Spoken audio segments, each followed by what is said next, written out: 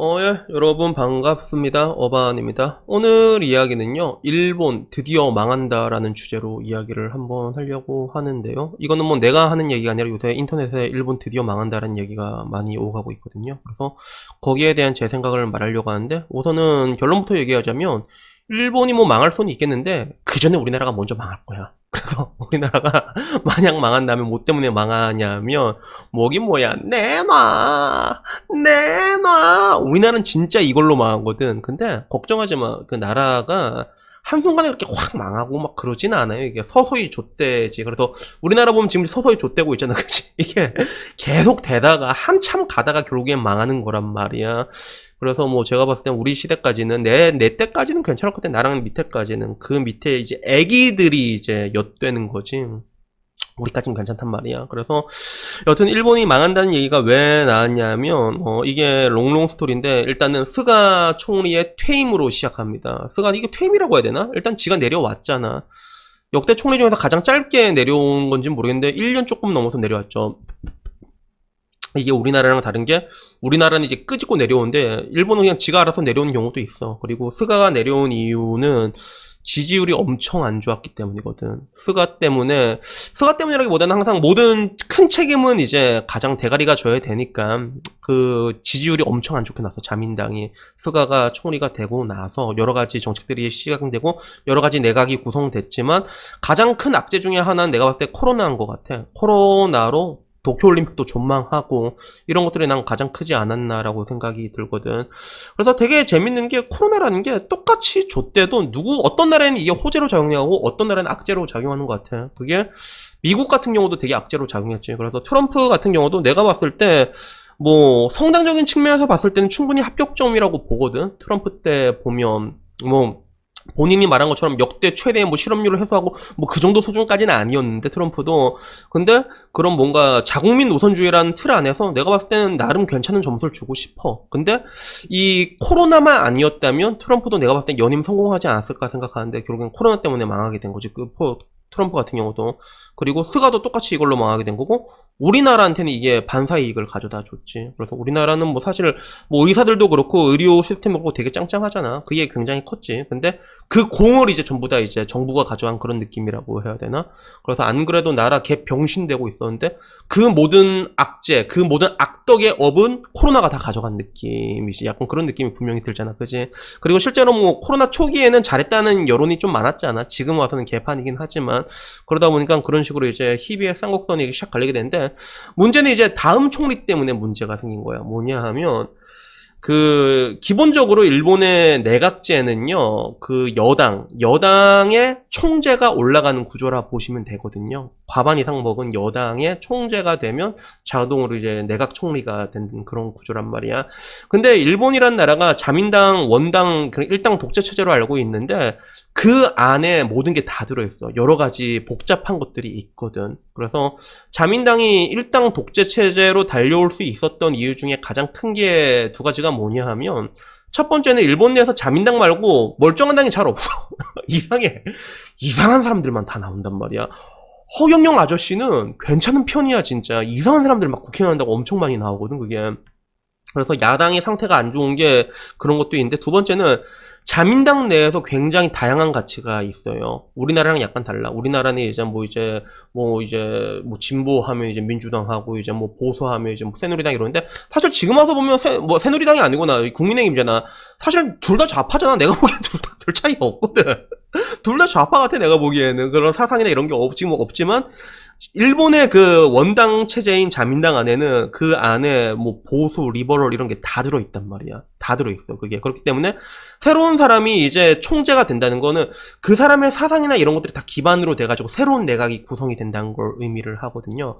그러니까 여기서 잘 뽑아야 되는 거예요. 왜? 스가 때 자민당이 이게 뭔가 이제 지지율이 내는 게 막 떨어졌으니까, 이 다음에 또 선거가 있거든. 이번에 새로운 이제 기시다 총재가 이제 총리가 됐는데, 다음 달인가? 뭐 연기가 되자면 다시 있는데, 여기서 만약에 여당을 뺏기잖아. 그러면 바로 내려오는 거야. 그리고 기시다가 100대 총리거든. 다시 101대 총리 올라서 새로운 내각이 또 바로 만들어지게 된 게, 이게 일본의 그런 정치 구조거든. 되게 재밌지.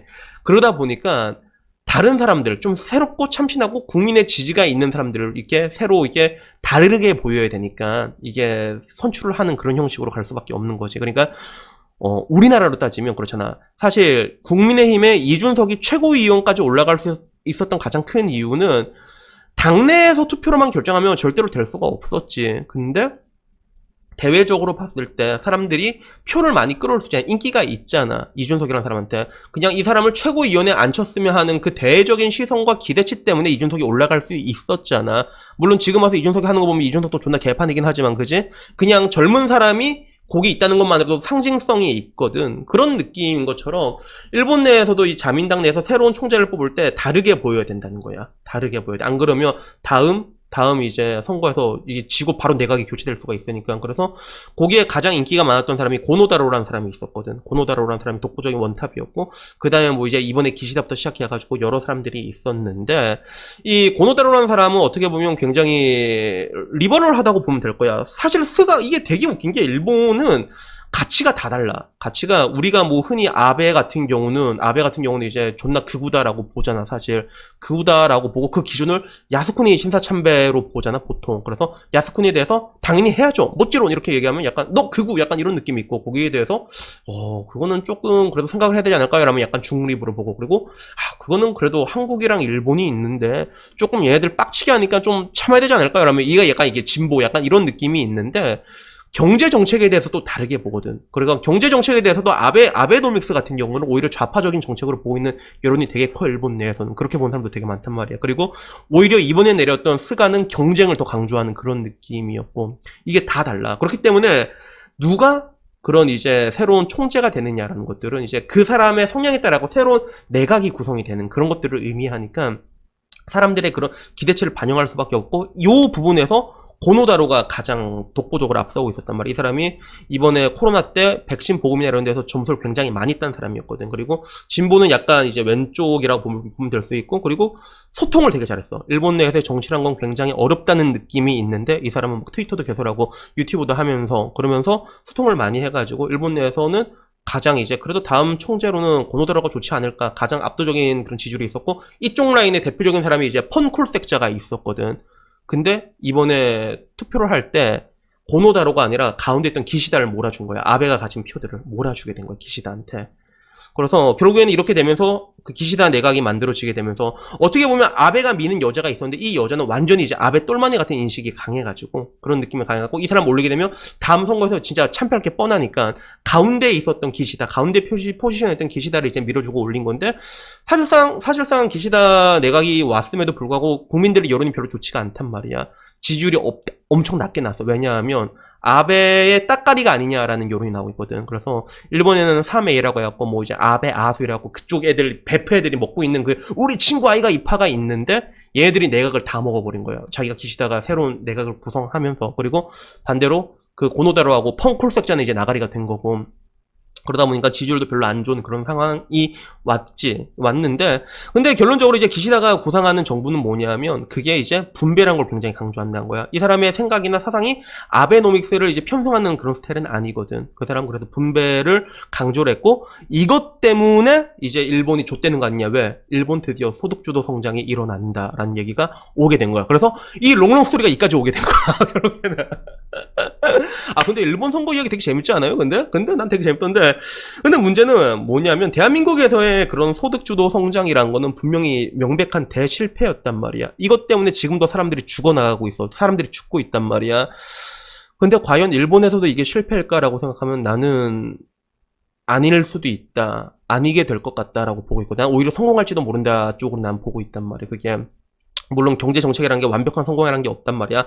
아베노믹스 같은 경우도 어떤 부분에선 성공이어서 디플레이 늪을 탈출하긴 했잖아. 근데 또 이게 반쪽짜리 성공이라 볼 수 있는 게 또 그에 따른 휴증도 많았단 말이야. 말하자면 이것도 되게 길긴 긴데, 그러다 보니까 기시다의 소득주도 성장이란 게 과연 이게 이루어진다고 했을 때 성공할까 말까, 이건 뭐 뚜껑을 열어봐야 아는 건데, 하나 확실한 건 이제 소득주도 성장의 가장 중요한 분배 쪽에서 봤을 때 가장 중요한 것 중에 하나가 이제 최저임금이라고 볼 수 있는데, 일단 일본에서는 내가 일본 살아봐서 느끼는 건데, 일본 내에서의 최저임금이란 거는 말 그대로 진짜로 최저임금 같은 느낌이거든요. 그래서 당장 2002년 때 도쿄의 최저임금을 보면 그때 도쿄 최저임금 708엔이었어. 근데 2017년에 958엔까지 올라갔거든.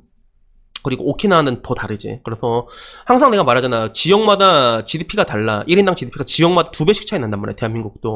지역마다 최저임금을 다르게 적용해야 돼. 근데 우리나라 똑같이 적용하고 있잖아. 우리나라는. 근데 이게 원래 이게 했어야 되는 건데, 근데 다른 것도 있는데 보면 이제 30% 조금 넘게 올랐지. 2000년부터 2017년까지. 근데 같은 기간에 대한민국은 얼만큼 올랐냐면, 대한민국은 2002년 때 최저임금이 2275원이었어. 근데 지금 얼마야? 지금 거의 10,000원까지 올랐잖아. 4배가 넘게 올랐단 말이야. 어메이징한 차이야. 30%와 4배, 400%의 차이라고 볼 수 있는 거지. 물론 똑같은 관점에서 보면 안 돼. 일본이란 나라는 그 디플레이 늪을 탈출한 게 얼마 되지 않았어. 아베노믹스 돈 존나 찍으면서 겨우겨우 탈출했잖아.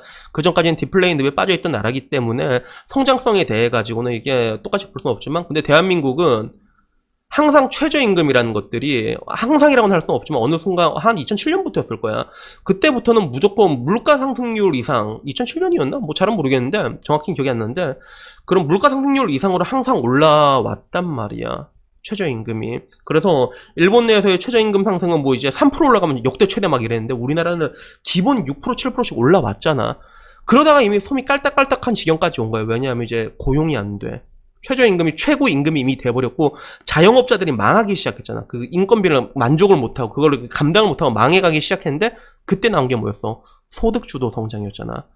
안 그래도 이제 인공호흡 끼면서 살고 있는 애들이 이걸 뽑아버렸단 말이야. 진짜 2년 만에 최저임금이 30%가 올랐어. 내가 여행 갔다 온 사이에 그게 2년이었거든. 야, 내가 왔는데도, 야 내가 분명히 내 해외 나가기 전에 음료수 하나 1,000원에 먹었는데 단위가 2,000원이 돼 있는 거야, PC방에서. 그래도 야 씨발 이건 뭐지? 라고 하는데 당연하지. 그 사이에 최저임금이 30%가 올라갔으니까.